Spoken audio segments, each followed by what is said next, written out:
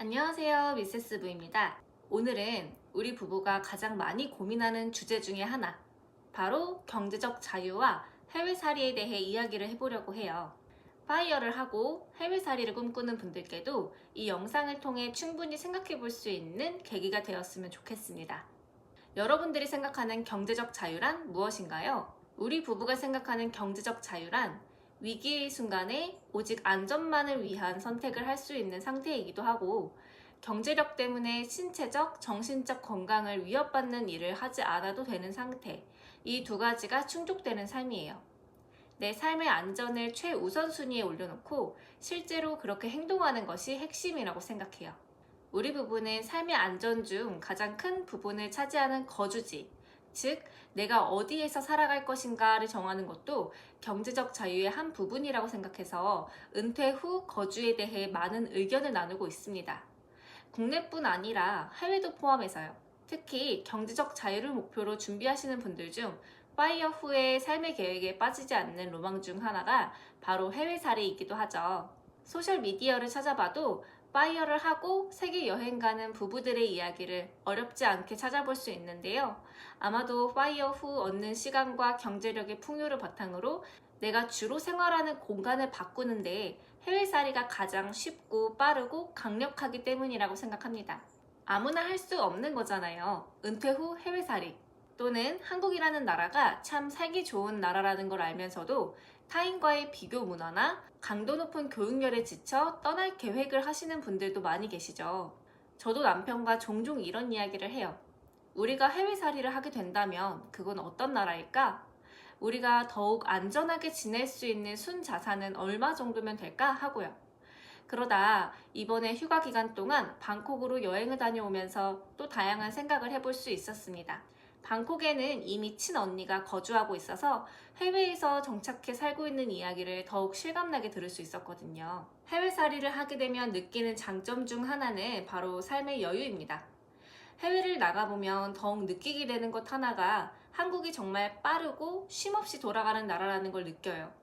그렇다 보니 한국처럼 빠듯하고 경쟁적인 사회에서 벗어나서 조금 더 느긋하게 살 수 있다는 게 해외살이의 가장 큰 매력이지 않을까 생각합니다. 그리고 다양한 경험을 통한 시야 확장이 있는데요. 우리나라와 다른 문화, 다른 생활 방식을 직접 경험하면 내가 가진 가치관이 훨씬 폭이 넓어지더라고요. 그게 삶을 더 풍요롭게 만들어줍니다. 해외살이에 장점만 있는 건 아니겠죠? 사실 언니에게 이것저것 물어보면 장점보다는 단점이 조금 더 많았던 것 같아요. 예를 들면 첫 번째로는 언어 문제인데요.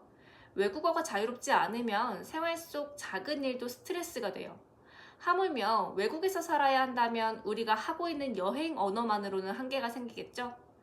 다양한 행정 업무도 처리해야 하고 문제가 생겼을 때 언어로 다 표현할 수 있어야 하는데 이때 외국어가 원활하게 잘 되지 않으면 정말 고통 그 자체라고 하더라고요. 그 밖에도 비자 문제, 세금 문제, 의료 서비스 접근성 등 막상 부딪히면 귀찮고 복잡한 게 많아요. 결국 낯선 곳에서 외국인으로 산다는 게 생각보다 쉽지 않다는 것을 꼭 각오해야 할 것 같습니다. 둘째로 가족과의 거리인데요. 특히 부모님이나 친지와 떨어져 산다는 건 생각보다 큰 결심이 필요하더라고요. 제 경우에도 언니를 해외에 두고 오는 게 참 서글프기도 했는데 가뜩이나 외로운 타지 생활에 그리움까지 이겨내면서 해외살이를 해야 된다는 게 참 쉽지 않아 보였습니다. 셋째로 결코 저렴하지 않은 생활 물가입니다. 여러분, 만약 파이어를 하고 떠난다면 어떤 나라로 가고 싶은지 생각해 보셨나요?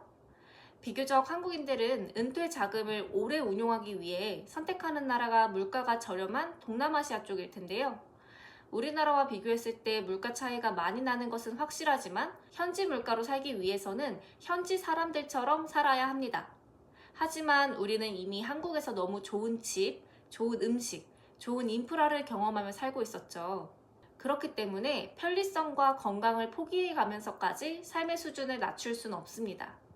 그렇다고 관광객 물가로 접근을 해보면 우리나라와 별반 차이를 느끼지 못하게 됩니다. 언니는 한국에서보다 오히려 돈을 더 쓴다고 표현을 하더라고요. 아무래도 정착 비용도 많이 들고 우리가 늘상 쓰던 제품들은 모조리 수입품이라 비싸게 사야 하고 병원도 비싼 돈을 주고 다녀야 하니 어찌 보면 당연한 일인데요. 이러한 비용까지도 모두 고려해서 해외살이를 계획해야 할 것 같습니다. 결국 해외살이는 경제적 자유를 누리는 하나의 방식이지 정답은 아니에요. 어떤 분은 한국에서 살며 여행만 다니는 게 가장 큰 자유일 수도 있고요. 어떤 분은 매년 다른 나라에서 살아보는 게 가장 큰 자유일 수도 있어요. 우리 부부도 아직은 고민 중이에요.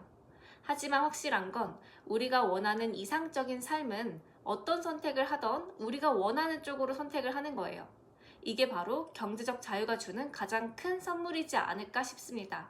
오늘 이야기가 해외살이를 고민하시는 분들께 도움이 되었으면 좋겠네요.